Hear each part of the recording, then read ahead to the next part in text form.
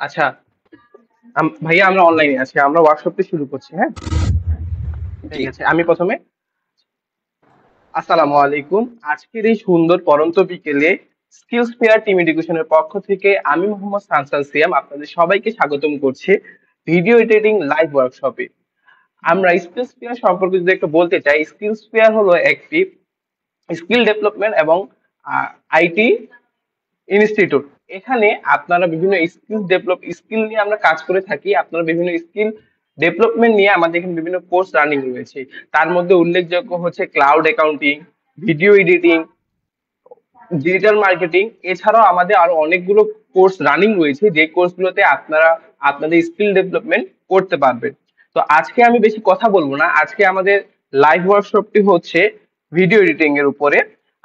আজকে আমাদের সাথে মেন্টর হিসেবে যুক্ত রয়েছেন মোহাম্মদ রেদা, দুঃখিত, রেদওয়ান মোহাম্মদ আলা ভাইয়া। এবং আমি ভাইয়াকে রিকোয়েস্ট করব ভাইয়ার পরিচয় এবং ভাইয়ার ব্যাকগ্রাউন্ড সম্পর্কে বলে আমাদের আজকের এই ওয়ার্কশপটি শুরু করার জন্য। এবং ওয়ার্কশপ শেষে আমি আপনাদেরকে প্রসেস গুলো বলে দেব যে আমাদের সাথে আপনারা কিভাবে যুক্ত হতে পারবেন। ভাইয়া আমাকে কি শোনা যায়? জি, শুনতে পাচ্ছি সিয়াম ভাই। ভাইয়া আপনি আপনার পর্বটুকু শুরু করেন।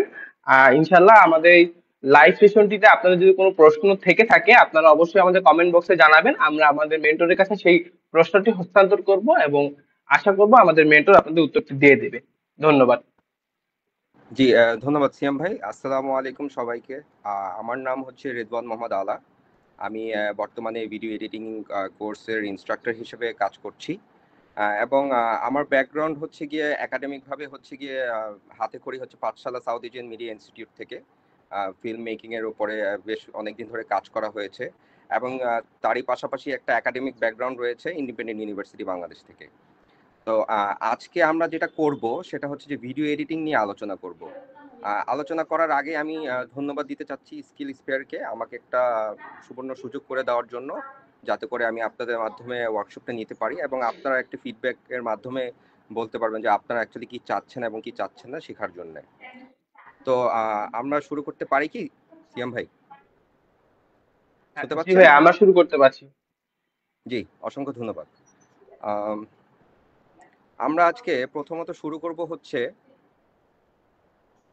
ভিডিও এডিটিং এর যে কার্যকলাপগুলো থাকে সেগুলো কি ধরনের হবে, কি কারণে হবে, কিভাবে আমরা করে থাকব। তো প্রথমত ওয়ার্কশপের যে নামটি হচ্ছে স্টোরি টেলিং থ্রু এডিটিং। এটি হচ্ছে জি ক্র্যাশ আপু। কোর্স, যার মাধ্যমে আর কি আমরা হুম পুরো হুম। অ্যানালাইসিস করতে পারবো শুরু থেকে শেষ পর্যন্ত, যে কি কি অ্যাকচুয়ালি শেখার আছে এবং আজকে আমরা সঙ্গে করে কি নিয়ে যেতে পারবো।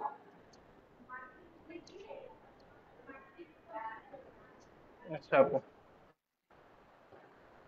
জি, সম্পূর্ণটা দেখতে পাচ্ছেন? হ্যালো? জি ভাই, দেখা যাচ্ছে। আচ্ছা। প্রথমত হচ্ছে গিয়ে আমাদের যে আজকে গোলগুলো আমরা সঙ্গে আজকে কি কি নিয়ে যাব।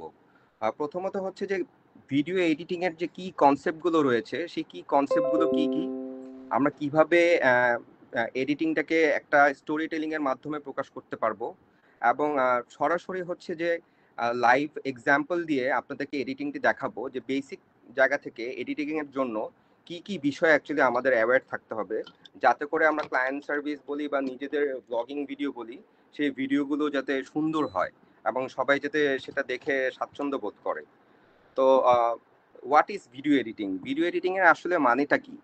আমরা ভিডিও এডিটিং বলতে বুঝি হচ্ছে কি on the action and movement. আমরা অ্যাকশনে কিভাবে আসলে এডিটটাকে কাট করে আমরা সেটাকে জোড়াতালি দিব, বা যে মুভমেন্টগুলো থাকবে সেই মুভমেন্টগুলোকে কিভাবে আমরা প্রেসাইসলি আনবো। অনেক সময় আননেসেসারি মুভমেন্ট থাকে যার কারণে যারা দর্শক থাকেন বা যারা ক্লায়েন্ট থাকেন তারা হয়তোবা সেই জায়গাটা থেকে ঝুলে পড়ে, সেই টাইমিংটা পেসটা সঠিকভাবে পরিচালনা করা হয় না। তো অন দ্য অ্যাকশন এবং মুভমেন্ট এই কথা হচ্ছে এই on the action and movement যে দুটো কথা, এটা সবসময় আমাদের মাথায় রাখতে হবে ভিডিও এডিটিং এর ক্ষেত্রে। না হলে ভিডিও এডিটিংটা স্বয়ং সম্পূর্ণভাবে কার্যকারিতা পাবে না। তো প্রথমত ভিডিও এডিটিং শুরু করার আগে আমরা আসলে কি করব? ধরেন একটা ক্লায়েন্ট আপনাকে বলল যে একটা ভিডিও স্ট্রাকচার দিয়ে দিল, সেটা আপনাকে কাজ করতে হবে। সে কাজ করার জন্য আসলে আপনাকে কি কি প্রস্তুতি নিতে হবে প্রজেক্টটাকে শুরু করার আগে? প্রথমত হচ্ছে যে আপনার একটা প্রথমে প্রজেক্ট স্ট্রাকচার করতে হবে। কিভাবে আপনি ফোল্ডারগুলোতে যে ক্লায়েন্ট বা আপনার নিজস্ব যে কাজগুলো থাকবে সেখানে আপনি কিভাবে ফাইলগুলোকে রক্ষণাবেক্ষণ করবেন, কোনটা স্টকের ফুটেজ থাকবে, কোনটা সাউন্ডের ফুটেজ থাকবে, কিংবা কোনো গ্রাফিক্স ম্যাটেরিয়াল থাকবে কিনা যেটা কিনা ভিডিও এডিটিং এ যাবে। পরবর্তীতে হচ্ছে গিয়ে যে আপনার লগ ফুটেজ যেটা থাকবে বা রিভিউ, যে আপনি যখন প্রতিটা ফুটেজ বা প্রত্যেকটা ফাইল যখন আপনি অ্যানালাইসিস করবেন, অ্যানালাইসিস করার সময় আপনাদেরকে খেয়াল রাখতে হবে যে সেখানে কোনো ত্রুটিপূর্ণ কোনো ফুটেজ আছে কিনা, বা ত্রুটিপূর্ণ কোনো টাইমলাইন আছে কিনা, যেই টাইমলাইনটাকে আসলে আমরা যদি কেটে ফেলে দেই সেই ক্ষেত্রে আপনার ডেলিভারিংটা বা আপনার যে স্টোরি টেলিংটা থাকবে সেটা যাতে আরো স্মুথ হয়। তারপর হচ্ছে এডিটিং প্ল্যানটা, যে স্টোরি বোর্ড বা আউটলাইনটা। যখন একটা ভিডিও এডিটর এডিট করবেন তাকে সবসময় খেয়াল রাখতে হবে যে আমি এডিটিং যে করব কার জন্য করছি, কিভাবে করছি, কোন গল্পটা বলছি। এবং সেটা করার আগে সেই এডিটর একজন প্ল্যান করে নিবে যে আমি এই ধরনের গল্প বলতে চাচ্ছি, আমি হয়তো বা ব্লগিং এর কোনো গল্প বলতে চাচ্ছি, আমি কিংবা ক্লায়েন্টের কোনো স্টোরি বেস বলতে চাচ্ছি, আমি কোনো এনজিওর ফুটেজ বা এনজিও কে ডেলিভার করতে চাচ্ছি, এটসেট্রা। আহ, তো এখানে আপনি যখন স্টোরি বোর্ড আর আউটলাইনটা যখন আপনি লিখবেন তখন আপনার অনেকখানি কাজ এগিয়ে যাবে। এগিয়ে যাওয়ার রিজনটা থাকবে যে যখন এডিটিং এর প্ল্যানটা আপনার অনেক পাকাপোক্ত হয়ে যাবে তখন পরবর্তীতে আপনি যে কোনো এডিটিং করেন না কেন তখন সময়টা আপনার অনেক কমে যাবে, অনেক কম সময়ের মধ্যে আপনি ডেলিভার করতে পারবেন।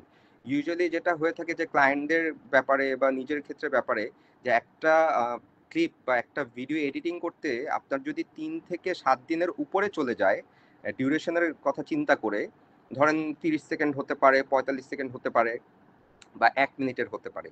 তো এই ধরনের ভিডিও এডিটিং সচরাচর হচ্ছে গিয়ে আপনার 3 থেকে 7 দিন ম্যাক্সিমাম সময় হয়, সেটা কাজের ভারের উপরে নির্ভর করে।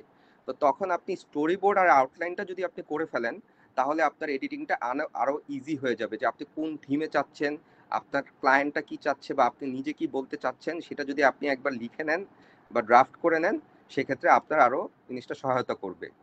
তারপর হচ্ছে কি আপনার অপটিমাইজিং যে কম্পিউটারের যে ব্যাপারটা, যে আপনার কম্পিউটারের যে স্টোরেজ থাকবে, আপনি যখন এডিটিং এর কার্যকারিতা শুরু করবেন তার আগে আপনার ভাবতে হবে আপনার ফাইলের সাইজটা কতটুকু, বা আপনি ফাইলের সাইজটাকে যেখানে আপনি কপি দিয়ে পেস্ট করবেন বা একটা পোর্টেবল হার্ড ডিস্কে কাজ করবেন, আপনার অপারেটিং সিস্টেম কি সেটাকে লোড করতে পারবে কি না।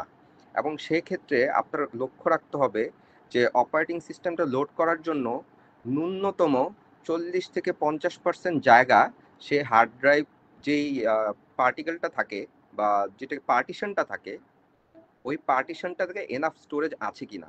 সেটা হতে পারে আপনার উইন্ডোজ বেসড কম্পিউটার, সেটা হতে পারে ম্যাকিনটশ বেসড কম্পিউটার, কিংবা সেটা হাতে খড়ি সেটা মোবাইলেও হতে পারে।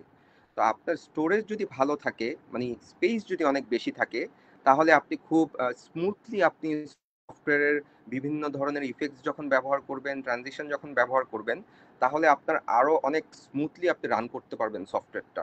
তখন কাজ করার ক্ষেত্রে আপনার কোনো ল্যাগ বা রেন্ডারিং এ কোনো প্রবলেম হবে না। আর তারপর হচ্ছে আপনার ফুটেজ যখন আপনি প্রিপেয়ার করবেন, তো আপনার স্টোরি টেলিং এর যখন মোটিভটা থাকবে, তো প্রথমে ইন্ট্রো থাকবে, তারপরে আপনার মাঝখানে স্টোরি টেলিং থাকবে, পরে লাস্টের দিকে হচ্ছে কনক্লুশন বা আউটরো যেটা থাকবে। তো তখন আপনি এই ফুটেজগুলোকে আগের থেকে ভাগ করে নিলেন, যে আমি প্রথমে আসলে ইন্ট্রোতে কি বলতে চাচ্ছি, মাঝখানে কি বলতে চাচ্ছি, বা শেষে কি বলতে চাচ্ছি। এবং সেক্ষেত্রে আপনি সিনগুলোকে অর্গানাইজ করলেন, ফাইলগুলোকে নতুন করে একটা নাম দিলেন, বা আপনাকে যখন ডেলিভার করবে কোনো ক্লায়েন্ট তখন তাকে বলবেন যে ফাইলগুলো যাতে একটা ক্রোনোলজিক্যালি ভাবে সেটা তারা মেনটেন করে আপনাকে ফাইলটি দেয়, তাহলে এডিটের ক্ষেত্রে অনেক সুবিধা হবে। কিংবা হচ্ছে প্রক্সি করে আপনি চাইলে করতে পারবেন। তারপরে হচ্ছে গিয়ে সফটওয়্যারের যে বিষয়টা আসে, যে আপনি সফটওয়্যারে কাজ করলে কোন ধরনের সফটওয়্যারটা ব্যবহার করবেন, আপনি কোথায় কাজ করছেন, আপনার সবকিছুর ইন্টারনেট ব্যাকআপ আছে কিনা, ইলেকট্রিসিটির ব্যাকআপ আছে কিনা, বা আপনার সফটওয়্যারে কোনো ইস্যুস হচ্ছে কিনা, কিংবা আপনাকে যে ফাইলটা দিয়েছে বা আপনি যে নিজের ফাইলটা নিয়ে কাজ করবেন সেটার আবার ব্যাকআপ করে রেখেছেন কিনা। কারণ অনেক সময় হয় যে কাজ করতে গেলে ল্যাগ করতে গেলে যে প্রজেক্ট ফাইলটি থাকে সেই প্রজেক্ট ফাইলটি হচ্ছে করাপ্ট হয়ে যায়, এবং করাপ্ট হওয়ার কারণে কাজের গতি নষ্ট হয়ে যায় এবং পরবর্তীতে আবার প্রথম থেকে শুরু করা লাগে। তো আপনার যদি প্রথমত যদি একটা ব্যাকআপ যদি ক্রিয়েট করা থাকে, তখন আপনার যদি কোনো প্রবলেম হয় সেই ব্যাকআপটা আপনাকে সাপোর্ট দিবে, আপনার সেভের ক্ষেত্রে হোক, ওয়ার্ক স্পেসের ক্ষেত্রে হোক, যে কোনো কিছু। আর মূলত যেটা হচ্ছে যে আমরা আজকে অ্যাডোবি প্রিমিয়ার প্রো দিয়ে কাজ করব। এই অ্যাডোবি প্রিমিয়ার প্রো দিয়ে কাজ করার কারণটা হচ্ছে যে এটা হচ্ছে অ্যাক্সেসিবল করা যাচ্ছে এবং ইন্ডাস্ট্রি স্ট্যান্ডার্ড, এবং তারই পাশাপাশি এখন নতুন সফটওয়্যার এসছে, ক্যাপকাট এসছে, এবং দা ভিঞ্চি রিসলভ এবং ফাইনাল কাট প্রো সেটা অনেকদিন ধরেই কাজ করে আসছে। সেটার আবার সিপিইউ ইউসেজের জন্য আপনার একটা প্রসেসিং পাওয়ার লাগবে, যার কারণে অ্যাডোবি প্রিমিয়ার প্রোতে যদি আপনি করেন, আপনি যথার্থভাবে যতটুকু চেষ্টা আপনি করতে পারবেন আপনার কাজ চালানোর জন্য বা আপনার ডেলিভারি করার জন্য। তো পরবর্তীতে হচ্ছে আমাদের এডিটিং এর যে কি কনসেপ্ট, 7টা যে কি কনসেপ্ট থাকে, সেই 7টা কনসেপ্ট, ইম্পর্টেন্ট কনসেপ্টগুলো কি কি আপনার এডিটিং করার আগে সেই জিনিসগুলো জেনে নিতে হবে। প্রথমত হচ্ছে কন্টিনিউটিটা। তো কন্টিনিউটিটা হচ্ছে আপনি যখন গল্প বলবেন সেটা যাতে ফ্লো থাকে এবং সেটা যাতে কোনো বাধা বিঘ্ন না ঘটে। ধরেন আপনি একটা গল্প বলছেন, মাঝখানে একটা ব্ল্যাক স্ক্রিন এসে পড়লো, বা কোনো একটা হঠাৎ করে স্লোমো এসে পড়লো, কিন্তু পরবর্তী ফুটেজের সাথে হয়তোবা সেটা মিলছে না, সেটা টাইমিং আর পেসিং এর কারণে হয়তোবা সেটা ল্যাগ করছে। তখন আপনার কন্টিনিউটিটা বজায় রেখে সে পরবর্তী ইমেজে যেতে হবে, পরবর্তীতে সিনে যেতে হবে, সিন থেকে আপনি সিকোয়েন্স অনুযায়ী আপনি গল্পটাকে ধারাবাহিকভাবে নিতে পারবেন। তো তারপরে হচ্ছে কন্টিনিউটির পরে টাইমিং এন্ড পেসিং। তো যেটা বলছিলাম যে একটা গল্প যখন আপনি বলবেন সেই গল্পের একটা ইমোশন থাকে, এবং সেই ইমোশনের জায়গাটা যদি আপনি ক্যাপচার করতে না পারেন, তাহলে দেখা যাবে যে আপনি ভিডিওটা কাজ করছেন কিন্তু আপনার মন মতো হচ্ছে না। তো সেক্ষেত্রে আপনার ওই স্পিডটাকে কন্ট্রোল করা, ব্যালেন্স করা, যে আপনি স্লোমো ভিডিও একটা দিতে চাচ্ছেন বা একটা স্মুথ ট্রানজিশন দিতে চাচ্ছেন, সেটার পরবর্তী যে ফুটেজ থাকবে বা সিনটা থাকবে, সেই সিনটা দুজনকে ট্রিট করছে কিনা বা ইমোশনালি কানেক্ট কিনা। তো ইমোশনালি যখন আপনি বিল্ড করতে পারবেন, তখন দেখবেন যে সাউন্ড বসালে সেটা আরো বেশি স্ট্রং হয়ে যায় কাজের ক্ষেত্রে। তো পরবর্তীতে আসি রিদম। তো রিদমে যখন আপনি কাজ করবেন, যদি মিউজিক নিয়ে কাজ করেন বা কোনো সাউন্ড নিয়ে কাজ করে থাকেন, তখন একটা আপনার তাল মেনটেন করতে হবে। সে তাল মেনটেন করতে গেলে আপনার যে তালের বিষয়ে জানা লাগবে সেটা জরুরি নয়। সেটা আপনি হয়তোবা ফুটেজ দেখছেন, আপনি 1 2 3 4 1 2 3 4 করে আপনার রিদমটা মেনটেন করতে পারলেন, বা আপনি একটা মিউজিক ছাড়লেন পেছনে। আপনি মিউজিকটা ছাড়ার পরে আপনার টাইমলাইনে যখন আপনার ফুটেজের নিচে মিউজিকটা থাকবে, সেই মিউজিকটা আপনাকে হেল্প করবে আপনার উপরের যে কন্টিনিউটি, টাইমিং বা পেসিং যেটা থাকবে এডিটিং এর ক্ষেত্রে, সেই জিনিসটা যাতে স্মুথলি সব জায়গায় গিয়ে জোড়াতালিতে বসে। এরপর আসি শর্ট সিলেকশন। তো শর্ট সিলেকশনের যে বিষয়টা আছে, শর্ট সিলেকশনে আমাদের মেইন যেই গ্রামারটা থাকবে, যে আমাদের শর্টগুলো চিনতে হবে।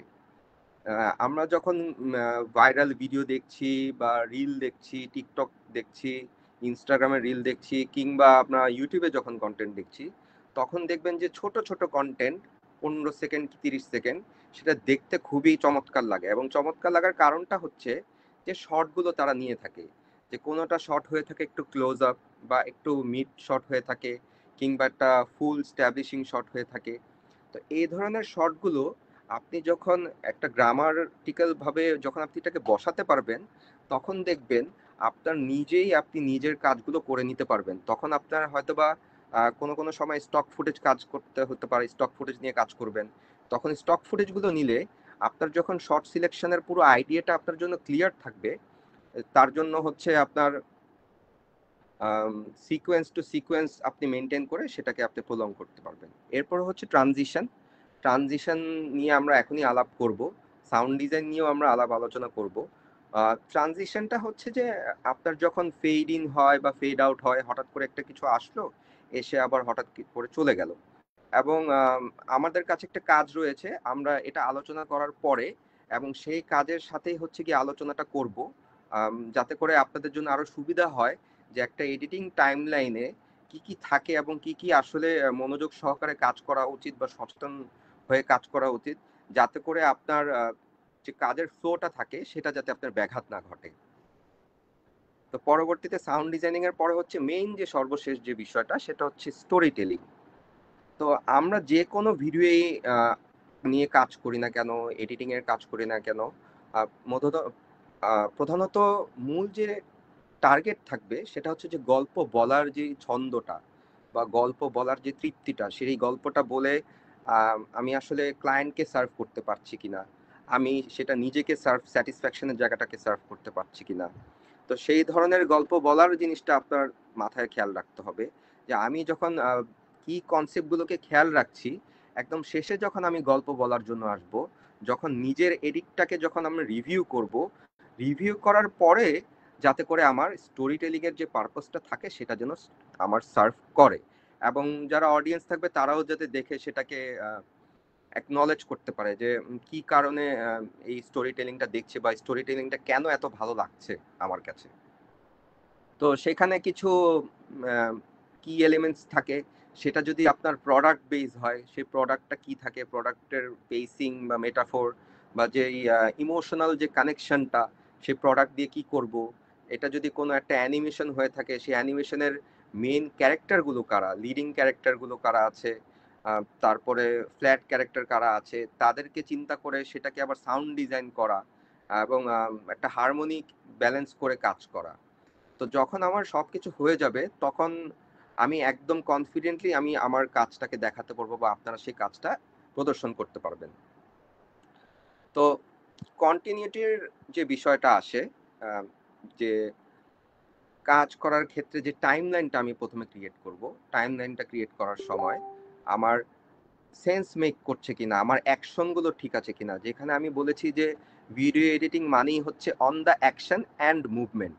তো আমি প্রতিটা ফুটেজ যখন দেখব, প্রতিটা শটগুলো যখন আমি নিব, ক্লিপগুলো যখন আমি নিব, সেই ক্লিপগুলোর যে তফাৎগুলো থাকবে, যে প্রতিটা ক্লিপের সঙ্গে আলাদা আলাদা যে ক্লিপগুলো আমি জোড়াতালি দিব, সেটার সঙ্গে আমার অ্যাকশনটা ম্যাচিং হচ্ছে কিনা, কিংবা যে ফুটেজটা থাকবে তার লাইটিং ঠিক আছে কিনা, বা সেটা টাইমলাইন অনুযায়ী আমার স্টোরি টেলিংটাকে আমার সার্ভ করা হচ্ছে কিনা। যেখানে আমি একটু আগে বললাম যে আউটলাইনটা, স্টোরি বোর্ডের যে আউটলাইনটা থাকবে, আপনার অর্গানাইজিং, আপনি যখন নিজের কাজটাকে অর্গানাইজ করবেন, তখন সেই জিনিসপত্রগুলো আপনাকে খেয়াল রাখতে হবে। তো আমরা এখন একটি ক্লিপ দেখব। ক্লিপটি দেখার জন্য একটু সঙ্গে থাকতে হবে। সিএম ভাই, আপনি শুনতে পাচ্ছেন?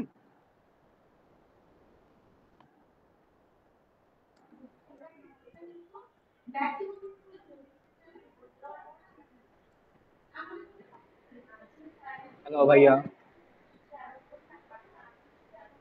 জি, একটু সঙ্গে থাকবেন। আমরা এখনই প্রিমিয়ার প্রোতে চলে যাব, যেখানে আপনাদেরকে আলোচনা করব যে কিভাবে আসলে আপনারা ফলপ্রসূভাবে একটা এডিটিং করতে পারবেন, এবং বেসিক যে জিনিসগুলো আলোচনা করা হলো সেগুলো আসলে কি কি।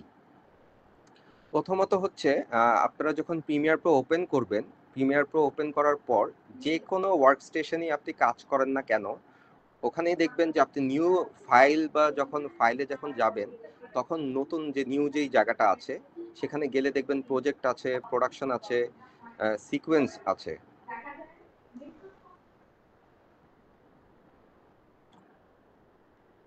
হ্যালো।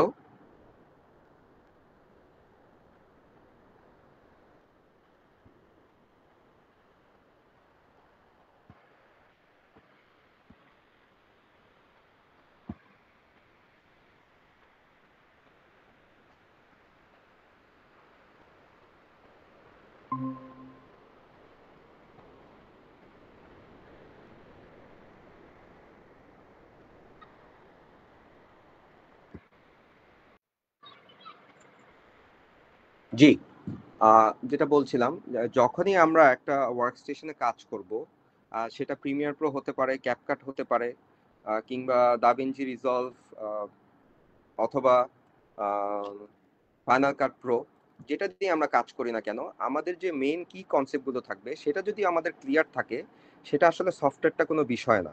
যে কোনো সফটওয়্যারের মাধ্যমেই আসলে এডিট করা যায়।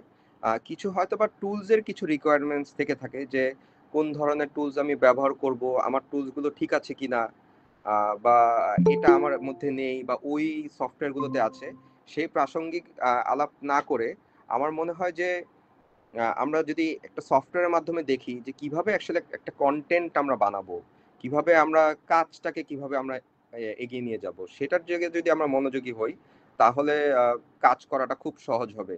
কারণ প্রথমতই হচ্ছে যখনই আমরা কোনো নতুন কিছু শিখতে যাই, আমাদের সফটওয়্যারের মাধ্যমে বা সফটওয়্যারের যে কাজগুলো থাকে, এডিটিং এর সফটওয়্যার হতে পারে, সাউন্ডের সফটওয়্যার হতে পারে, প্রতিটা সফটওয়্যারই আসলে একই রকম পারপাস সার্ভ করে, কিন্তু ডিজাইনগুলো দেখতে ভিন্ন। কখনো কোনোদিন ঘাবড়ানোর কোনো কিছু নেই যে আমি হয়তোবা এই সফটওয়্যারে কাজ করি না, এই সফটওয়্যারে কাজ করতে পারবো না, এই সফটওয়্যারটা আমার পিসিতে সাপোর্ট করছে না বা অন্য সফটওয়্যার দিয়ে কাজ করব, এগুলোকে মাথায় না নিয়ে বরং যেই কাজটা আপনাকে করতে হবে সেই সার্ভটা যদি আপনি করতে পারেন, আপনার পারপাসটাকে যদি সার্ভ করতে পারেন, তাহলে আসলে আপনি এডিটিং কাজ করতে পারবেন বা সাউন্ড নিয়েও কাজ করতে পারবেন। তো আজকে আমরা একটা স্টপ মোশন নিয়ে কাজ করব। আর স্টপ মোশনটা হচ্ছে আপনার নাম হচ্ছে এনাফ। এটা বাহিরের একটা স্টপ মোশনের কাজ এবং অনেক দিক থেকে তারা পুরস্কৃত হয়েছে, বিভিন্ন ফেস্টিভ্যালে গিয়েছে। এবং এটা আজকে আপনাদের সঙ্গে আলোচনার একটি কারণ হচ্ছে যে কত সিম্পল ভাবে আসলে কাজ করা যেতে পারে, আমরা কমপ্লিকেটেড ভাবে চিন্তা না করে কিভাবে সিম্পল ভাবে কাজগুলো করব, এবং সেটা কাজ করার সময় যে প্রবলেমগুলো থাকে সেই প্রবলেমগুলোকে আমরা আসলে কিভাবে ফেস করব। তো প্রথমত প্রিমিয়ার প্রোতে যাবার পরে আমরা ফাইলে গিয়ে একটি প্রজেক্ট ওপেন করলাম। প্রজেক্ট ওপেন করার পরে এই প্রথমে প্রজেক্টটি আসলো, এবং আসার পরে আপনি এখানে উইন্ডোতে যাবেন। উইন্ডোতে যাবার পরে দেখা যাচ্ছে, উইন্ডোতে যাবার পরে দেখবেন বিভিন্ন ধরনের প্যানেল আছে। এই প্যানেলগুলো যখন দেখবেন তখন এখানে এডিটিংটা সিলেক্ট করবেন, যে আপনি যেহেতু আপনার ওয়ার্ক স্পেসটা হচ্ছে এডিটিং, তো আপনি এডিটিংটা এখানে ওয়ার্ক স্পেসে গিয়ে এডিটিং সিলেক্ট করবেন প্রিমিয়ার প্রোতে। সিলেক্ট করবার পর যখন আপনার এখানে সমস্ত কিছু আসবে, এখানে বিভিন্ন ধরনের উইন্ডো থাকবে। একটা হচ্ছে গিয়ে আপনাকে প্রিভিউ করার জন্য, যেটা ব্ল্যাক স্ক্রিন হয়ে আছে, এখানে আপনার নিজের ফুটেজটি দেখতে পাবেন। আরেকটা হচ্ছে বিভিন্ন ধরনের ইফেক্টস যখন আপনি এটাকে কন্ট্রোল করবেন বা কাস্টমাইজ করবেন, সেটা দেখতে পারবেন। এবং সঙ্গে হচ্ছে যে আপনার অডিও মিক্সচার যেটা থাকবে, অডিও নিয়ে যখন কাজ করবেন সেটা আপনি দেখতে পারবেন। তারপরে রয়েছে নিচে আরেকটা উইন্ডো, যেটা আমার কার্সার দিয়ে আমি দেখাচ্ছি আপনাদেরকে, একটু লক্ষ্য করুন। সেখানে এডিট রয়েছে, ফাইনাল রয়েছে, অ্যাসেটস রয়েছে, সাউন্ড রয়েছে। তো এরকম করে বিভিন্ন ধরনের মনে করেন প্ল্যাটফর্ম রয়েছে যে কিভাবে আপনি কাজ করবেন।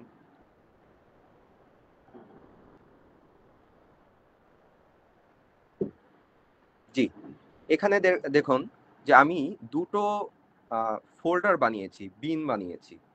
সেই দুটো বিন, একটি হচ্ছে ফুটেজ, সেই ফুটেজগুলো আমার কাছে আছে, এখানে যে ফুটেজগুলো নিয়ে কাজ করব, এবং তারপর হচ্ছে সাউন্ড। তো ফুটেজ নিয়ে কাজ করার আগে আপনারা যখন নতুন একটা সিকোয়েন্স ক্রিয়েট করলেন, এখানে যখন আপনার নতুন একটা সিকোয়েন্স ক্রিয়েট করবেন, ক্রিয়েট করার সময় আপনার যে ক্লিপ থাকবে, যে ফুটেজ থাকবে, প্রত্যেকটা ফুটেজের এক একটা নিজস্ব ইনফরমেশন থাকে। সেটাকে কন্টেইনার বলে বা কোডেক বলে। সেই কোডেকগুলোর ইনফরমেশন কি বা কন্টেইনারের ইনফরমেশন কি, সেই ইনফরমেশনটা দেখে আপনার এখানে বসাতে হবে যে আমি আসলে কি কাজ করছি। যেরকম এখানে আমার হচ্ছে 15 ফ্রেম পার সেকেন্ড, যেটাকে এফপিএস বলা হয়, ফ্রেম পার সেকেন্ড। তো আমরা যদি 25 এফপিএস দিয়ে কাজ করি, যেহেতু আমার ফুটেজে 25 এফপিএস দেওয়া আছে, সেই মিডিয়া ইনফো অনুযায়ী আমি এখানে ওকে দিব। যেহেতু আমার আগেই ক্রিয়েট করা আছে, আমি আর এখানে ওকে দিচ্ছি না।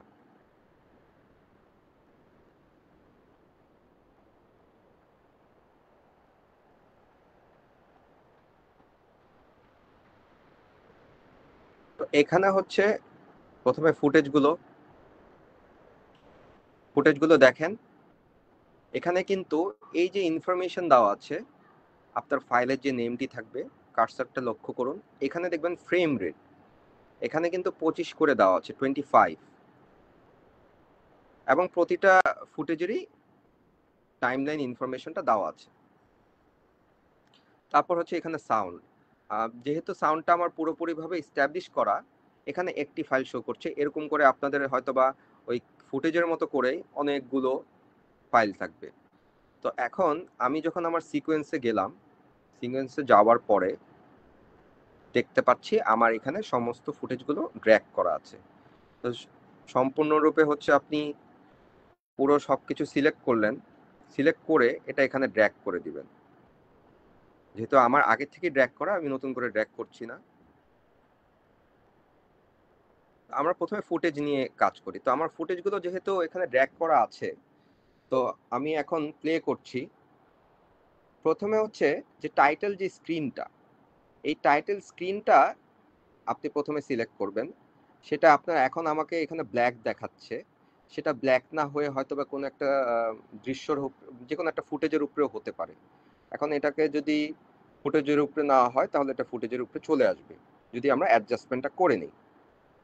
তো আজকে আমাদের যে মূল উদ্দেশ্যগুলো আছে, যে কি কনসেপ্টগুলো, এডিটিং এর কি কনসেপ্ট, সেটা নিয়ে আমরা কাজ করব। তো প্রথমত ফুটেজগুলো আমরা অ্যাসেম্বল করব। তো এখানে আসলো আমার টাইটেল, পরবর্তীতে হচ্ছে নেক্সট ফুটেজ,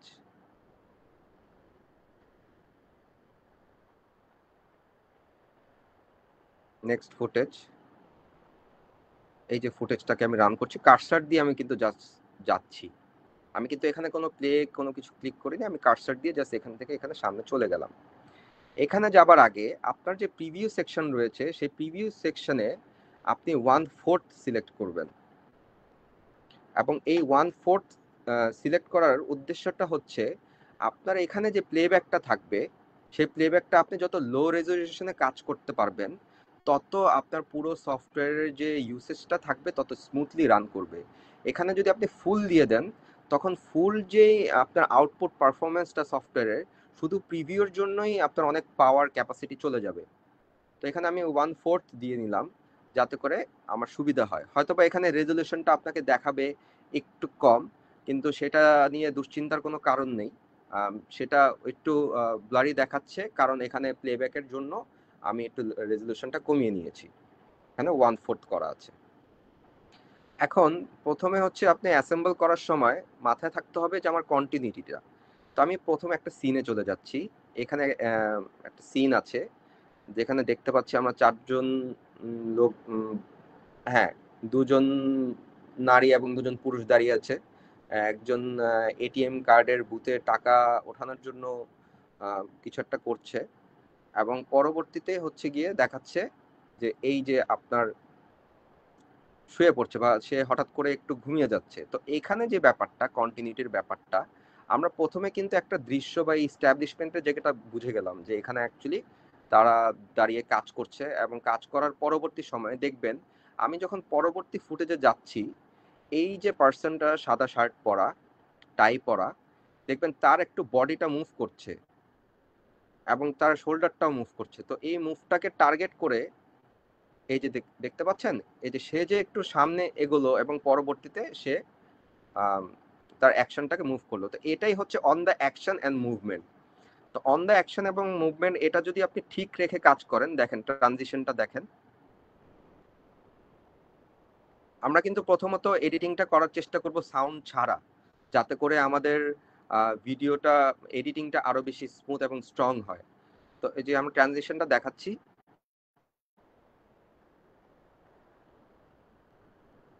জি, এটা অনেক স্মুথলি চলে গেল। চলে যাওয়ার পরে এখন একটা ব্রিদিং স্পেস ক্রিয়েট করার জন্য যিনি বানিয়েছেন, অ্যানা মারভিচ, ওনার এখানে যিনি করেছেন যে এখানে একটা ব্রিদিং স্পেস রেখেছেন সিনের মাঝখানে, যাতে করে এই কাজটা সিলেক্ট করার উদ্দেশ্যটা হচ্ছে, যেহেতু সিন টু সিন চেঞ্জ হচ্ছে, আপনারা যাতে সেই কি কনসেপ্টগুলোকে মাথায় রাখতে পারেন, যে কন্টিনিউটি বা টাইমিংটা কি। তো এখান থেকে যাওয়ার পরে আমরা পরবর্তী ফুটেজে যাচ্ছি। জি, পরবর্তী ফুটেজে গেলাম। এখানে দেখতে পাচ্ছি 2 জন গাড়ি চালাচ্ছে এবং উকিঝুঁকি দিচ্ছে। উকিঝুঁকি দেওয়ার পরে এই যে দেখেন দরজা খুলে ফেলেছে। এখানে দরজা খোলার যে দৃশ্যটা, সেটা আমাকে একটা কন্টিনিউটি সার্ভ করছে, এবং টাইমের পেসের ব্যাপারটা আমাকে মাথায় রাখছে, এবং একটা রিদমও আছে। আপনারা খেয়াল করেন, আমি প্লে করছি, আপনারা বুঝতে পারবেন।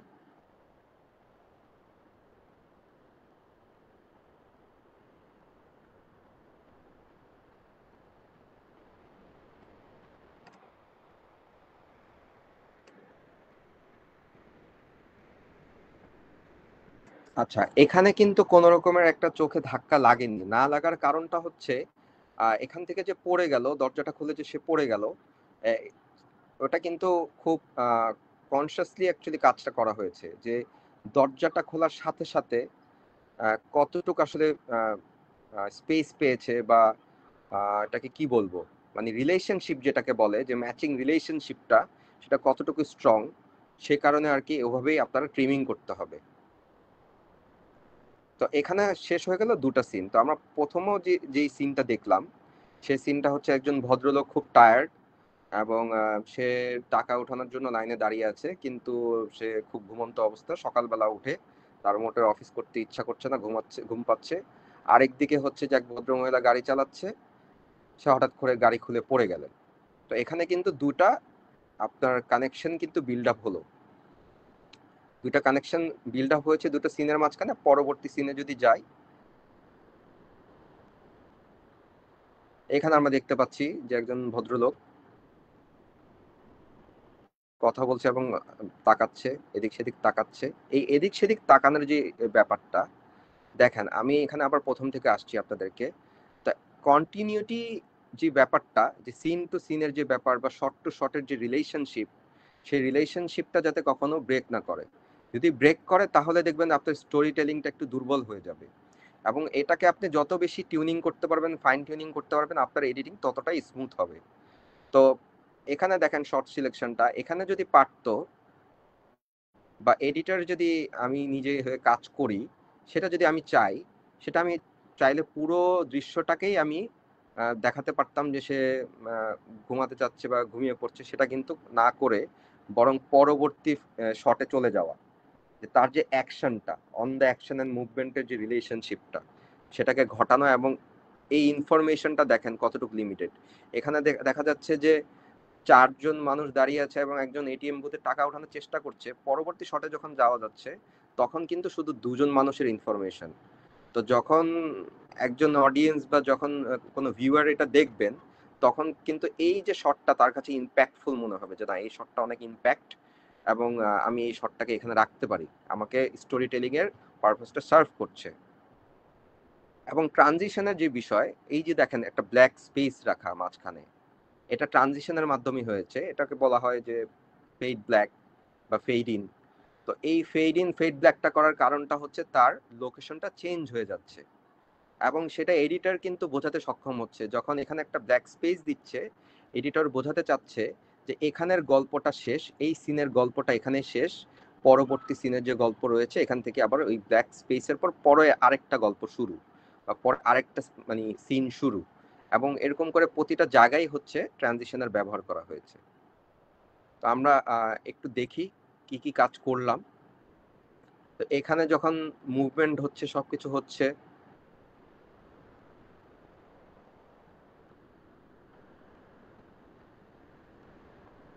সে এখানে চেঁচিয়ে উঠলো, ওঠার পরে দৌড় দিল। এই যে দেখেন, সে যে দৌড়টা দিয়েছে, দৌড়টা দেওয়ার পরে সে কিন্তু নিচে এখনো দৌড়াচ্ছে। তার মানে কি, এটা একটা কন্টিনিউটির রেজাল্ট। টাইমিং, পেসিং, রিদম সব এখানে আছে। শর্ট সিলেকশনও এখানে আছে। দুজন দেখছে জানলা দিয়ে যে এমপ্লয়ি হঠাৎ করে চেঁচিয়ে উঠলো, চেঁচিয়ে ওঠার পরে সে নিচে নেমে দৌড় দিল, দৌড় দেওয়ার পরে কি হচ্ছে। তো এখানে আপনার কি কি কি কনসেপ্ট অ্যাকচুয়ালি আপনি এখানে কাজ করলেন। প্রথমে হচ্ছে গিয়ে কন্টিনিউটিটা, এখান থেকে দৌড়ে এখানে গেল, তার যে দৌড়ানোর যে বডির মুভমেন্ট, এই যে এখানে দৌড়াচ্ছে, তাকিয়ে আছে, পরে আবার গেল, যাবার পরে আবার পেছনে তাকাচ্ছে। এখানে কিন্তু পেসের একটা বিষয় আছে, এই যে সে একটু টাইম নিচ্ছে, ক্যারেক্টারটা একটু টাইম নিচ্ছে স্টোরি টেলিং এ। সে লাথি দিয়ে আবার দৌড় দিল। তো এক্ষেত্রে কিন্তু আপনার কন্টিনিউটিটাও সার্ভ করছে, টাইমিং এন্ড পেসিংটাও আপনি কাজ করছেন এটার ভেতরে। আপনার এখানে রিদমটাও কাজ করছে, যে কি ধরনের রিদম আপনি মেনটেন করছেন। সে দৌড় দিল, দৌড় দেওয়ার পরে দৌড়টা কি পরবর্তী দৃশ্যের সঙ্গে মিলে কিনা, বা পরবর্তী মুভমেন্টের সঙ্গে মিলে কিনা। এবং সার্ভ করার পরে যখন ক্যারেক্টারটা চলে যাচ্ছে, একটা ব্ল্যাঙ্ক স্পেস, তার মানে এখানের সিনটা এখানেই শেষ। এটা ট্রানজিশনের দ্বারাই সম্ভব। এবং বিভিন্ন ধরনের ট্রানজিশন থাকে যেখানে দেখা যায় যে খুব ইনফরমেশন হয়তোবা ওভারলোড করে না এবং ইনফরমেশনটাকে আরো স্মুথলি পোর্ট্রে করা হয়। তো এখানে যাবার পরে এখানে আবার আরেকটা দৃশ্য দেখছি, আমরা এটা একবার একটু সবাই পুরোপুরি দেখি।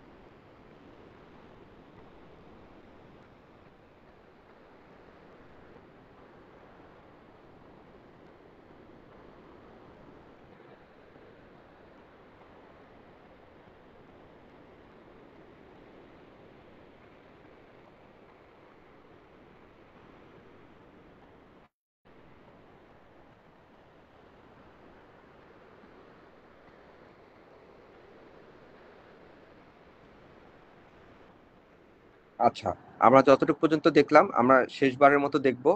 এখন সাউন্ড নিয়ে আলোচনা করব। সাউন্ডটাকে আমি অন করছি, এতক্ষণ সাউন্ড অফ করে রেখেছিলাম। সব সময় মনে রাখবেন, আপনারা যখনই এডিট করতে বসবেন, সাউন্ড কিন্তু অনেক পরে আসবে।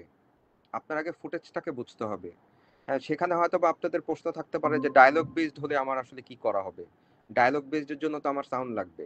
হ্যাঁ, অবশ্যই লাগবে, কিন্তু সেই ডায়লগ নিয়েও আপনি কাজ করার আগে, শব্দ নিয়ে কাজ করার আগে আপনার মেইন যে দৃশ্যটা ম্যাচ হচ্ছে কিনা পরবর্তী শটের সঙ্গে, সেটা আপনার বেশি খেয়াল রাখতে হবে। সেটা আপনি যদি খেয়াল রাখতে না পারেন, হয়তোবা আপনি ডায়লগ ওরিয়েন্টেড কাজ করছেন, সে ভয়েস ওভার হতে পারে, ডায়লগ হতে পারে, পরবর্তী শটের সঙ্গে যদি না মেলে, সে ডিউরেশনটা যদি স্ট্রং না থাকে, তখন কিন্তু আপনার ডায়লগটা হয়তোবা একটু আগে পিছে চলে যাবে, বা ভয়েস ওভারটা যে ইনফরমেশনের মধ্যে চাচ্ছেন সেই ইনফরমেশনের মধ্যে ভয়েস ওভারটা নাও হতে পারে। তো এখন এটার যে কাজটা, এই কাজের পিছনে সাউন্ড বসালে কেমন লাগে একটু সবাই শুনি।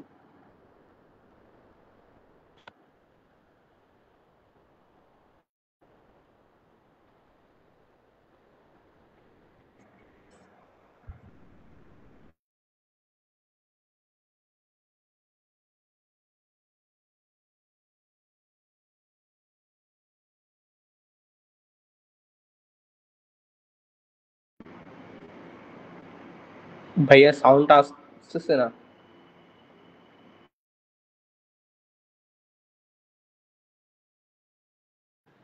জি, অত্যন্ত দুঃখিত, আমি আরেকবার একটু দেখছি যান্ত্রিক গোলযোগের কারণে।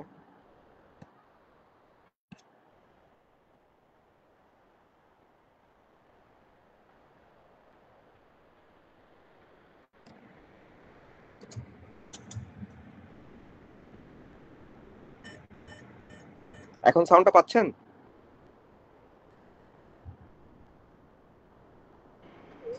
উম, হ্যাঁ ভাই, আসছে।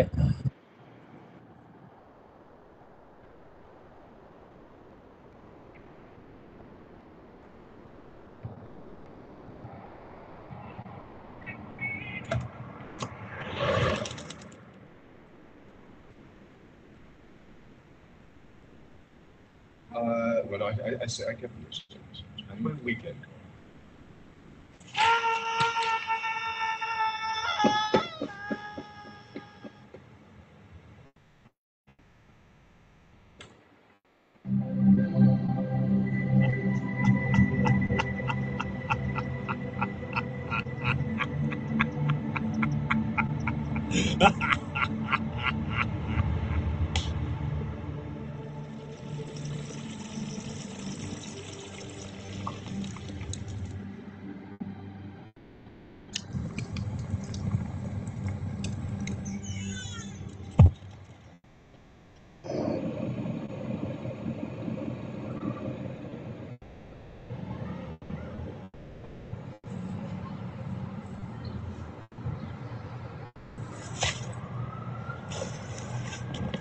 আমি আসলে কি ধরনের সাউন্ড ব্যবহার করছি, এখানে চাইলে অনেক ধরনের সাউন্ড আমরা ব্যবহার করতে পারি, কিন্তু সেটা চাইলেও আমরা করব না, কারণ আমাদের সাউন্ড ডিজাইনিং এর পারপাসটা সার্ভ করতে হবে।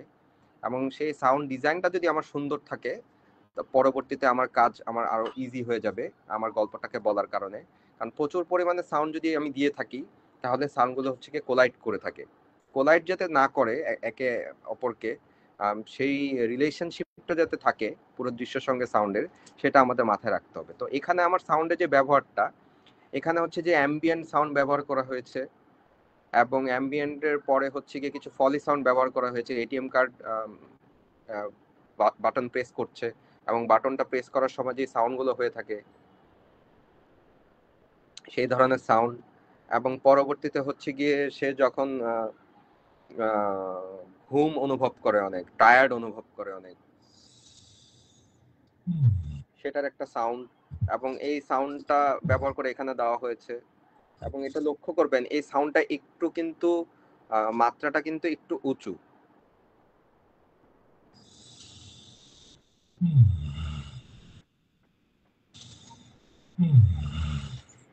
এই মাত্রাটা উঁচু হওয়ার কারণে যে পেছনে যে সাউন্ডগুলো আছে সেটা কিন্তু একটু কম, এবং যখন গিয়ে একটু উঁচু লাগছে তখন মনে হবে যে হ্যাঁ, আমার ডাইনামিক যে সাউন্ডের যে ডাইনামিকটা রয়েছে, সেই ডাইনামিকটাকে আমি ঠিক করে কাজ করতে পেরেছি।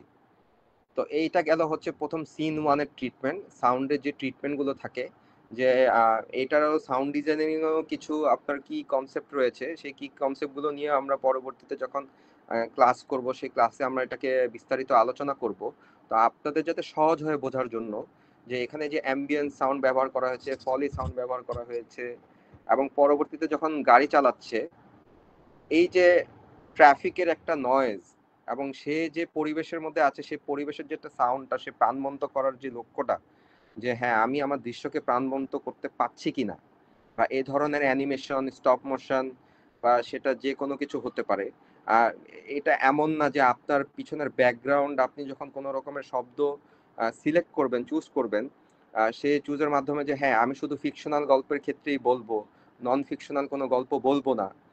তো সেটাও সম্ভব। আপনি হয়তো বা কোনো অ্যাডের কাজ করছেন, বা কোনো প্রাইভেট সেক্টরের কোনো ক্লায়েন্টের কাজ করছেন, সেখানেও আপনি চাইলে অ্যাম্বিয়েন্ট সাউন্ডটা দিয়ে আপনার ভিডিওটাকে আরো প্রাণবন্ত করতে পারবেন সাউন্ড ডিজাইনিং এর মাধ্যমে।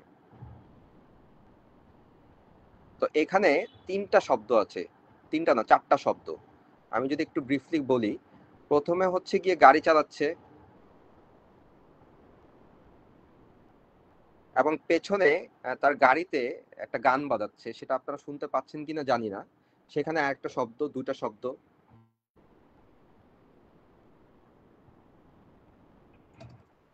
এটা হচ্ছে 3 নম্বর শব্দ, যেটা উনি হচ্ছে গিয়ে গাড়ির দরজাটা খুললেন, খোলার পরে হঠাৎ করে গাড়ি যে চলে গেল, পাস করলো, সেই পাসের একটা সাউন্ড আছে।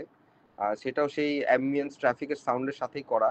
আপনারা চাইলে এটাকে আলাদাভাবে ডিজাইন করে নিতে পারবেন। এই ক্যারেক্টারটা যখন পড়ে গেল,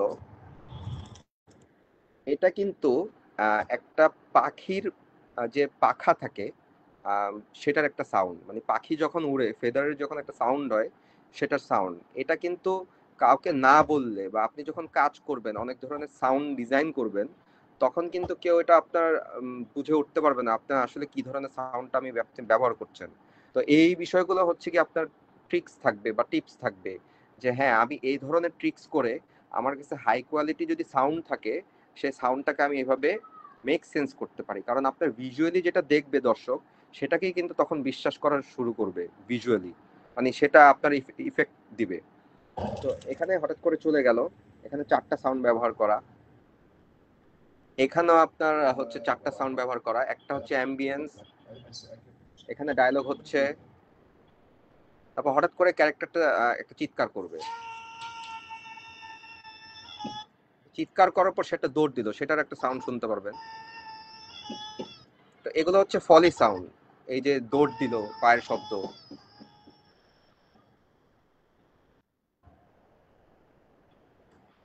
এই যে এখানে লাথি দিল, এবং তার যখন এই ডিমেনশনটা চেঞ্জ হয়ে গেল, মানে স্পেসটা যখন চেঞ্জ হয়ে গেল, সে যখন অফিস থেকে বের হওয়ার পরে, দৌড় দেওয়ার পরে, সে কিন্তু বাইরে চলে গেছে। বাইরে যাওয়ার পরে অফিসের ভেতরের যে শব্দটা বা সাউন্ডটা, সেটা দূর থেকে দেখছে, সেটা কিন্তু আমরা স্পেসটা ডিজাইন করেছি।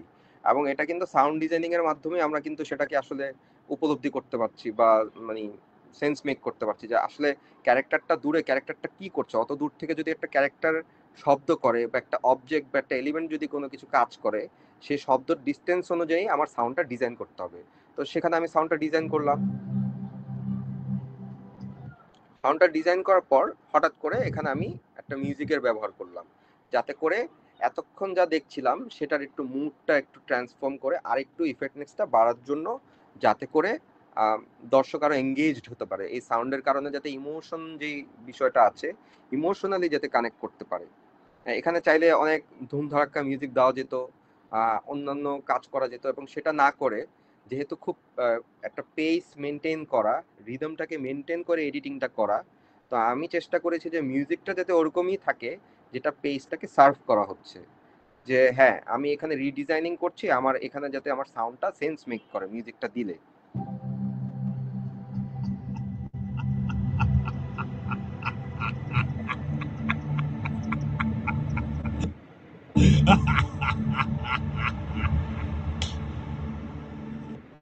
এই যে সে এখানে আহ, দুটো দুটো তিনটা সাউন্ড ব্যবহার করা হয়েছে। একটা হচ্ছে অ্যাম্বিয়েন্স, সে যে বাসে করে চলছে এটাকে বোঝানো যে সে একটা বাসের এনভায়রনমেন্টে আছে, এবং এরপরে হচ্ছে সে হাসাহাসি করতেছে, সে হাসাহাসি সাউন্ডটা হচ্ছে ডায়লগের ভেতরেই পড়ে গিয়েছে, ভয়েসের কাজ। এবং থাপ্পড়টা হচ্ছে কি যে ফলের ভেতরে চলে আসছে, সে যে থাপ্পড়টা দিল এবং সেই সাউন্ডটা যে আসলো সে কতটুকু ইম্প্যাক্ট হলো স্ক্রিনে। এরপর একটা ক্যারেক্টার আসলো, সে রান্নাঘরে আছে, এখানে হচ্ছে দুটো শব্দ ব্যবহার করা হয়েছে। এখানে হচ্ছে রান্নাঘরে যে সে চুলোয় কিছু দিল, চুলা যে দেখা যাচ্ছে তার পাতিলটা, হাঁড়ি পাতিলটা, সেখানে কি ধরনের শব্দ হচ্ছে, তারপরে আরেকটা শব্দ, এবং এই যে হাত পুড়ে যাওয়ার একটা শব্দ, এখানে দুটো শব্দ, এখানেও দুটো শব্দ, লাইটার এবং যে আগুনের। একটু পেছনে যাই, লাইটারটা জ্বালালো। আচ্ছা, এই ধরনের আগুনের শব্দ আপনারা সোর্স করে নিতে পারবেন, এবং সেটা বিভিন্ন ধরনের ওয়েবসাইট থাকে। আমার এখানে যতগুলো আমার সাউন্ড নিয়ে কাজ করা, সেটা একটা ওয়েবসাইট রয়েছে freesound.org।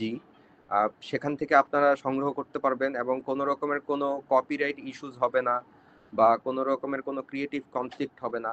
ওখান থেকে আপনারা চাইলে সাউন্ড নিয়ে আপনার নিজের মতো করে আপনি এই সাউন্ডগুলোকে বসিয়ে কাজ করতে পারবেন।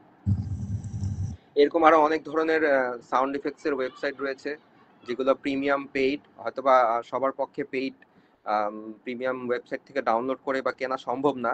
তখন এই freesound.org যেটা org, এর মাধ্যমে আর কি আপনারা সাউন্ডটাকে ডাউনলোড করে পলিশ করে নিজের মতো করে আপনার সাউন্ডটাকে নিয়ে কাজ করতে পারবেন, এবং সেখানেও আপনারা হাই কোয়ালিটি সাউন্ড পাবেন যদি আপনারা ঠিক করে খেয়াল করেন যে সাউন্ডের রেশিওগুলো কি বা কার্ভগুলো কি। সেই ক্ষেত্রে আপনাদেরকে আমি বলবো, যখন আপনারা সাউন্ড নিয়ে কাজ করতে যাবেন,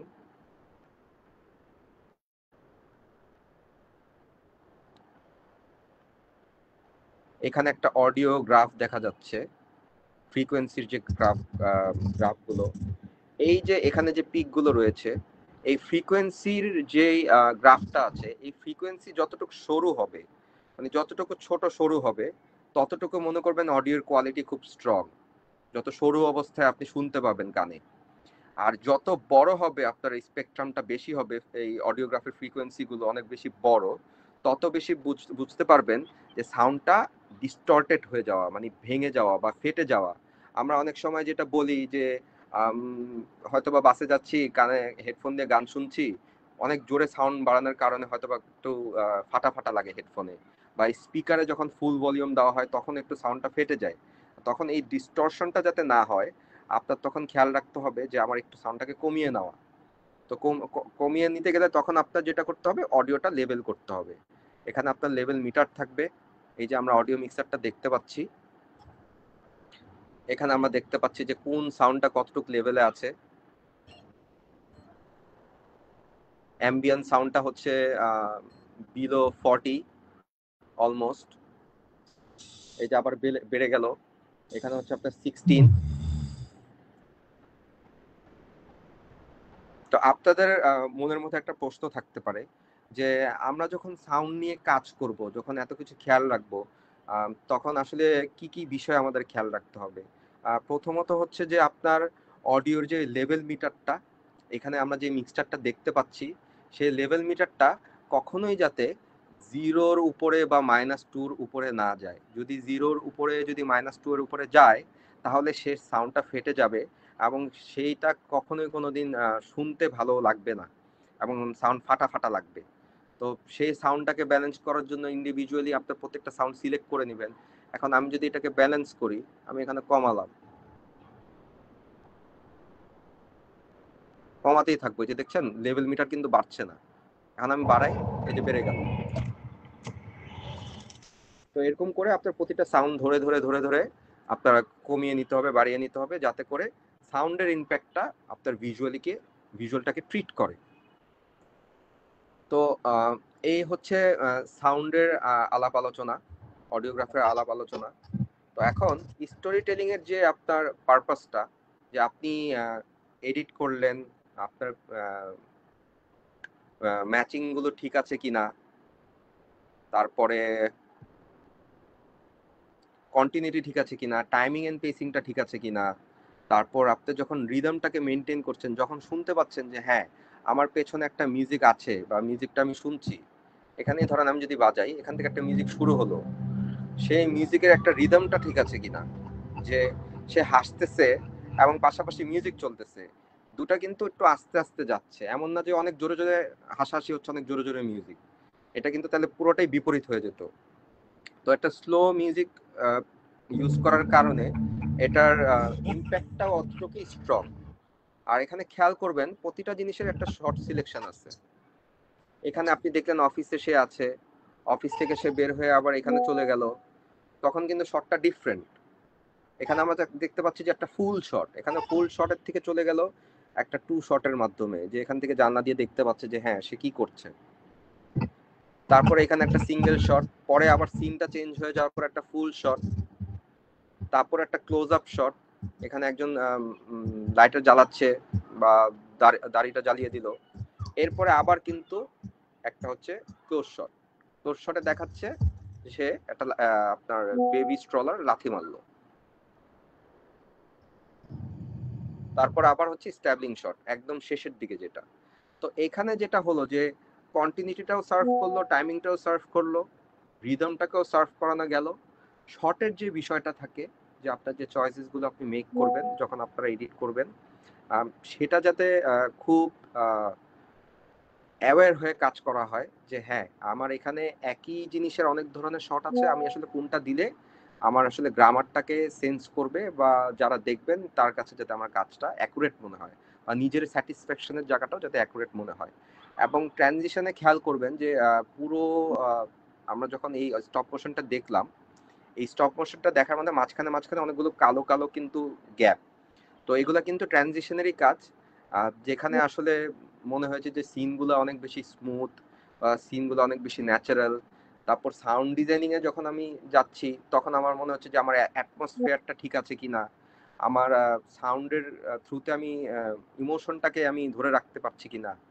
তো সবকিছু যখন একসাথে কম্পাইল হয়ে যাবে, তারপর আপনার পুরোটা স্টোরি টেলিং এ সার্ভ করবে, যে আপনার ক্যারেক্টার ডেভেলপমেন্ট হলো কিনা, কোথাও কনফ্লিক্ট হলো কিনা, কি এলিমেন্ট যেগুলো থাকে স্টোরি টেলিং এর, যে ক্যারেক্টার ডেভেলপমেন্ট, কনফ্লিক্ট, পেসিং, তারপরে বিভিন্ন ধরনের ভিজুয়াল মেটাফোরও থাকে, আবার একটা ইমোশনাল ফ্লো থাকে।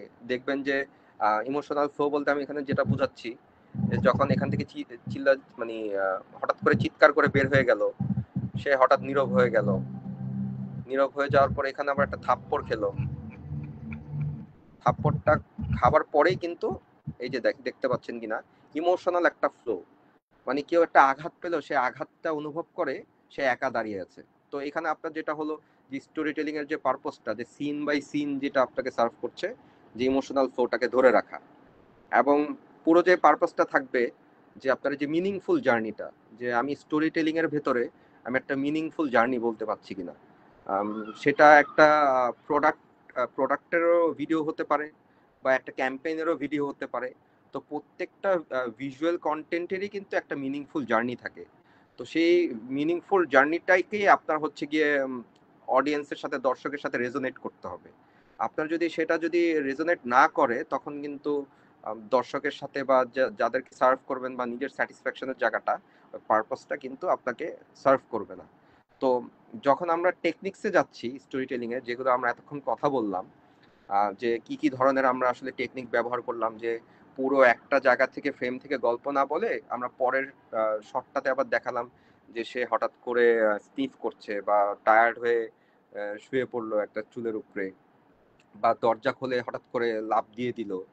তো এ ধরনের যে আপনার স্ট্র্যাটেজিক যে মুভমেন্ট গুলো, যে আপনার একটা একটা শটের সঙ্গে এক একটা শটের রিলেশনশিপ, বা আপনার যে গাইডলাইনটা দেওয়া থাকবে পুরো প্রজেক্টের, সে আউটলাইন অনুযায়ী আপনি কাজ করতে পারছেন কিনা, আপনার স্টোরিটা বলতে পারছেন কিনা, বা একটা অডিও ভিজুয়াল হারমোনিটাকে ঠিক রাখতে পারছেন কিনা, পারপাসফুলি ট্রানজিশন ব্যবহার করতে পারছেন কিনা, তো এগুলো হচ্ছে আপনার খেয়াল রাখতে হবে স্টোরি টেলিং এ। আর মোট কথা আমরা প্রায় শেষের দিকে চলে আসছি। স্টোরি টেলিং এর যে মেইন যে বিষয়টা থাকবে, যে আপনার একটা ইমার্সিভ একটা এক্সপিরিয়েন্স দিতে হবে, যাতে করে আপনার যে কন্টেন্ট থাকবে সে কন্টেন্টের মাধ্যমে আপনি সেই মেসেজটা দিতে পারছেন কিনা, আপনি কি কমিউনিকেট করতে পারছেন কিনা through your video editing, through your story telling. আপনি যদি আপনার ভিডিও এডিটিং এর মাধ্যমে যদি কমিউনিকেট না করতে পারেন, বা যেই মেসেজটা আপনি দিতে চাচ্ছেন সেটা যদি আসলে না বলতে পারেন, তাহলে কিন্তু আপনার ওই কাজটা স্বয়ংসম্পূর্ণ হবে না, স্টোরি টেলিংটা হবে না। তো আপনার প্রথমে মাথায় রাখতে হবে যে আমি একটা ইমার্সিভ এক্সপিরিয়েন্স যদি দিতে চাই, সেক্ষেত্রে আমার যে ভিডিও এডিটিং এর যে বার্তাটা থাকবে বা আমার কন্টেন্টের যে বার্তাটা থাকবে, সেটা আমি স্বয়ংসম্পূর্ণভাবে অ্যাকচুয়ালি আমি দিতে পারছি কিনা বা ফুটিয়ে তুলতে পারছি কিনা। তো এটা হচ্ছে স্টোরি টেলিং এর সর্বশেষ কথা। তো আমরা আজকে যেটা নিয়ে আলোচনা করলাম, আমাদের যে গোলগুলো ছিল, সেটা হচ্ছে আন্ডারস্ট্যান্ডিং কি এডিটিং কনসেপ্টস, 2 নাম্বার হচ্ছে learn how editing shapes a story, আর 3 নাম্বার হচ্ছে যে আপনাদের সঙ্গে একটি ফুটেজ বা একটি স্টপ মোশন কন্টেন্ট নিয়ে আলোচনা করলাম। সেই আলোচনার মাধ্যমে আশা করি আপনারা বুঝতে পেরেছেন যে কোন কোন বিষয়গুলো আসলে মাথায় রেখে কাজ করতে হবে, ভিডিও এডিটিং এর কাজ করতে হবে। এবং ভিডিও এডিটিং এর যে কোনো কাজের ক্ষেত্রে বলবো যে শেখার শেষ নেই, আমরা প্রতিনিয়তই প্রতিদিন অনেক কিছু নতুন নতুন শিখতে থাকি। সেক্ষেত্রে এই পুরো ব্যাপারটা হচ্ছে একটা চর্চার মাধ্যম। আপনি যে কোনো সফটওয়্যারে কাজ করেন, আপনি যে কোনো বিষয়ে দক্ষতা অর্জন করেন, আপনি যত বেশি অনুশীলন করবেন, যত বেশি প্র্যাকটিস করবেন, আপনার তত বেশি আপনি স্কিলড হতে পারবেন। তো বলবো যে আপনারা প্র্যাকটিস করতে থাকবেন, এবং বলবো যে আপনার হাতে আপনার যা আছে, আপনাদের যদি একটা মোবাইল ফোনে যদি আপনার আজকে যদি 5টা ভিডিও করে থাকেন, সেই 5টা ভিডিওকে আপনি নিজে নিজে যে কোনো একটা এডিটিং সফটওয়্যারের মাধ্যমে এডিট করতে পারেন, আজকে যে আলোচনা হলো। এবং আশা করি যে আপনারা আসলে ভিডিও এডিটিং যে কোনো জায়গা থেকে যে কোনোভাবেই সম্ভব, যদি এইগুলো আপনারা একটু মাথায় রাখেন। তো আজকের মতো এতটুকুই। পরবর্তীতে আপনাদের সঙ্গে আবার দেখা হবে, কথা হবে। স্কিল স্পেয়ারকে অসংখ্য ধন্যবাদ আবার জানাচ্ছি, এবং পুরো টিমকে বেস্ট উইশেস, যাতে করে আরো ভালো কাজ করেন, সবাই মিলে আরো ভালো কাজ করতে পারি আমরা। এই আজকে এ বলে আমি শেষ করছি। জি, ধন্যবাদ। ধন্যবাদ ভাইয়াকে, আসলে অনেক সুন্দর এবং চমৎকার একটি সেশন নিল, লাইভ সেশন নিল, লাইভ ওয়ার্কশপ যেটাই বলি আমরা না।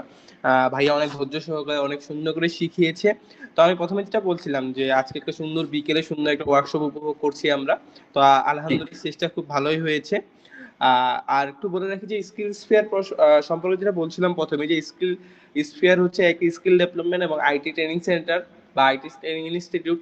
আমরা এখানে বিভিন্ন কোর্স নিয়ে করে থাকি। তো আজকে আমরা যেটা নিয়ে কথা বললাম, আমি সেটুকু নিয়ে কথা বলতে চাচ্ছি যে ভিডিও এডিটিং। আমাদের খুব তাড়াতাড়ি ভিডিও এডিটিং কোর্স লঞ্চ হচ্ছে। আপনারা যারা এই ওয়ার্কশপটি দেখে মনে হচ্ছে যে হ্যাঁ আপনিও একজন ভালো ভিডিওগ্রাফার অথবা ভিডিও এডিটর হতে পারবেন, বা আপনার স্বপ্ন হচ্ছে কোনো ভালো ভিডিও এডিটর হয়ে ওঠা, তো আপনারা আমাদের এই কোর্সে এনরোল করতে পারেন। আপনাদের যাবতীয় যা কিছু ব্যাকআপ সাপোর্টের প্রয়োজন, ভাইয়া অ্যাজ এ মেন্টর হিসেবে আপনাদের কোর্স সাথে থাকবেন। এবং বাকি আমাদের এখানে যে সাপোর্টগুলো রয়েছেন, আপনি 24 ঘন্টা লাইভ 24 ঘন্টা অনলাইন সাপোর্ট পাবেন। যে কোনো ব্যাকআপ ইস্যু পাবেন, ধরেন কোনো একটা সমস্যা বুঝতে পারেননি, আপনি মেন্টরের সাথে 1-to-1 সেশন নিতে পারবেন আমাদের অফিসে এসে। তো এই সব কিছু আমাদের কোর্সের সাথে থাকতেছে। বিস্তারিত আবার কথা হবে আপনাদের সবার সাথে। আপনারা যদি আপনাদের কাছে রিকোয়েস্ট থাকবে যে আপনারা যদি কোর্সটি করতে চান তাহলে অবশ্যই আমাদের স্কিল স্পেয়ারের সাথে একবার যোগাযোগ করে দেখবেন এবং আমাদের কোর্স মডিউলগুলো দেখে থাকবেন। এবং আমি রেদওয়ান মোহাম্মদ আলা ভাইয়াকে অনেক অনেক ধন্যবাদ জানাচ্ছি আজকের এই সুন্দর ওয়ার্কশপটি নেওয়ার জন্য। ভাইয়া জি, ইনশাল্লাহ আপনাকে ধন্যবাদ আবার। আবারও দেখা হবে ইনশাল্লাহ। আজকে এই বলে আমরা আমাদের লাইফটা শেষ করছি। ধন্যবাদ সবাইকে। আসসালামু আলাইকুম। ওয়ালাইকুম আসসালাম। ঠিক আছে ভাইয়া, আসসালামু আলাইকুম।